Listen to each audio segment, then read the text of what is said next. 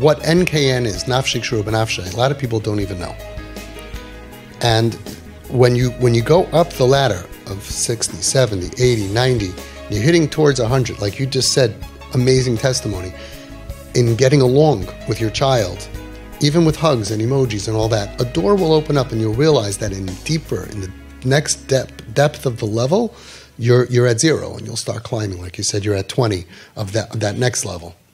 N'k'n'N is a tremendous pull, a tremendous connection, which is much more than just being nice. A family came to me and they said that since their kid spiraled, somehow they never fought with the kid. Over 2 years, never fought. Everybody gets along. And they provide him with his needs, cut off his payas. Chassidish family, very painful. They didn't say anything. They didn't criticize. They bought him his jeans. They're just naturally nice people somehow. I don't know how this happened. They just get along. Everybody gets along. The mother, the father, the calm, very calm, quiet people. No fighting. Not only no fighting, everything's fine. They came here and they told me, what are you going to teach us? We have a great relationship. I said, from 1 to 100, what's your relationship? I asked that almost to everybody when they call, if I remember. And usually people say 5 out of 100, 10 out of 100. They said, great, 100. After about 3-4 months of being here, their kid told them, things are so different now. I used to feel like I live in a hotel. He felt everyone's being nice to him, but like in a hotel. You come downstairs, good morning, what can I get you to eat? Here you go, thank you, polite, smile, but no depth. Even the hug was like, okay, goodbye, like, that's the way you say goodbye to someone, It was different than a hotel, but it was a certain coldness. And he felt it for those 2 years, and he was missing this nuntkite, this connection, a nafshiyistic, a soul connection. He was missing it, and the parents themselves couldn't even identify it. They thought everything's fine, we get along, because we get along. So of course the first thing you got to do when you don't get along is to start with the bombs and doing everything and make sure you build a relationship that you do get along and rebuild trust and smile every time they walk into the room. Put your phone down, say someone very important just came down. You could do that for any kid, by the way. You're allowed to be nice to all your kids. Right? And you say, oh, someone very important just came in. I'll call you back. You put it down. Boom. Right? And then, hey, how you doing? Whether it's 30 seconds or 2 minutes, doesn't matter. Call the person back. They feel special. Make them feel special. Make them feel loved. They'll trust, do trips. But then you're going to see that it's still not N'k'n'N. It's like the difference between dating and being in love. And basically, like I've said before, there's 2 levels. There's a level of love between a parent and a child, and Hashem uses that to describe our relationship. But there's a much higher level that Shlomo HaMelech talks about, the relationship of lovers, which is much more passionate. Can't stop thinking about you all day and night. Ki chaylas ahava ani, right? It's a much higher level. So why did Hashem pick the relationship of parent to child to describe his love for us and not the higher relationship? And the answer is because the higher relationship is good, but it could also fizzle out and they could be separated. So even though it is a higher relationship, but it's conditional and it could end. So Hashem wanted to show us that my relationship with you is never going to be broken. So he picked the relationship between a parent and a child. And just like the relationship between a parent and a child, no matter what, you'll never stop loving this kid. Parents love and will die for a child that they don't even know. Somebody comes in with a gun, you'll defend that child, that baby you don't even know. Because there's a love in the Bria that Hashem put into creation that you will die for your kid, no matter what. And a lot of the hatred that parents have for their kids is because of this love that they can't get rid of from them. If it was their neighbor's kid going out like that, it wouldn't bother them so much. They wouldn't throw them out of the house so much. It's the frustrated love becomes hatred also. The pain. Why do you have so much pain? Because you have so much love. And that could drive parents crazy. A lot of parents hurt their children out of love. Sometimes there's that selfish, I'm worried about the neighbors and what about this and what about, fine. But a lot of times it's just like, I love my kid so much, I can't take seeing him sleep in his bed or playing video games. So I pulled out the video and I broke the phone and all this violent stuff. But it's coming from because I care so much about you. So Hashem picked that relationship. But it's up to us, teaches Shlomo HaMelech, that we can raise the relationship to that passionate love. The love of lovers, the romantic love of passion. I'm lovesick. But Hashem couldn't do that because that could disappear. What we're doing here in TP is not regular love. It's not the way that we deal with and care for our regular kids, even though we should and they need it, especially in this dar, in this generation. Kids need tremendous expressions of love that we didn't get. Anybody here, God, I'm proud of you from your parents? Most people not. Not if your parents were from Poland or Lubavitch, also not. And Hungarians, apparently. Syrians are good at that. Syrians tell, I'm proud of you, my son, he's the best. I don't know what they do in Syria, but warm climate, I guess, yeah. But by us, unless you did like something absolutely incredible, like, you saved someone's life, maybe, and you're on national TV, I'm proud of you. It's like, it doesn't happen. And a lot of parents don't hug their kids, weren't hugged by their parents. I mean, it's Avram hugged and kissed Yitzchak, Yitzchak hugged and kissed Yaakov, but somehow. So now we need a lot of it. And the tzaddikim started talking about this 50 years ago. And someone told me that before the Holocaust there was more love, and it got lost when the emotions got broken because they couldn't cope with anything. So I don't know. I'm not that old, so I don't know what was going on before the Holocaust. But people said before the Holocaust, parents used to walk with their kid to shul. They spent a lot more time together. There was a lot of love and compliments. I don't know. All I know is that 50 years ago, tzaddikim of the generation, 80 years ago, the Chazon Ish, and from the Litvish world, from the Chassidish world, from all of them, they were talking love, love, love, love, love. The Lubavitcher Rebbe, he said, in our dar, only love works. Rav Elyashiv's Chassid Yoganolei, he was 105 years old, and he was a very halacha man. And he said, there's no small doicha anymore. Only Yamin Mekarevis, Yamin Mekarevis, Yamin Mekarevis, 3 times. That's what he said. Pull them in, pull them in, pull them in. And he was talking about regular kids. And they said, what do you mean? There's never a time to say no and put your foot down and reject the kid? So he said, well, maybe, we heard this from his grandson. And I have 2 sources for this. He goes, maybe once in 70 years. 70, not 70 minutes.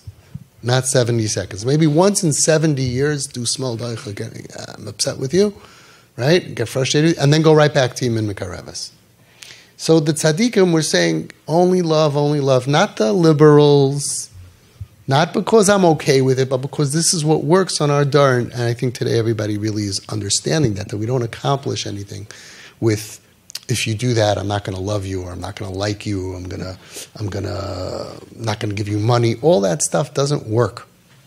Doesn't work on our kids. And what does work very well is kiruv levavos, and taking that love that we have for our children and elevating it to this passionate, romantic love. I'm always thinking about you. What can I do for you? What can I get you?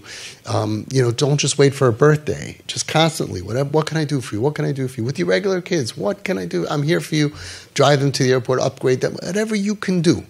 And what's on the other side? Don't spoil them. Kids don't get spoiled from things. They get spoiled when you replace love with things. But if you're giving them love and things, they will not get spoiled.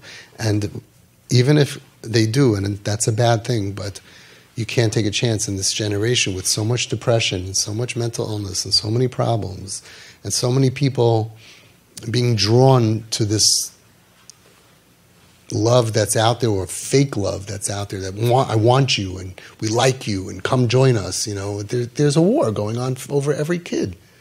There's a tug of war. Right? And Reb Shimshon Pincus said this 50 years ago.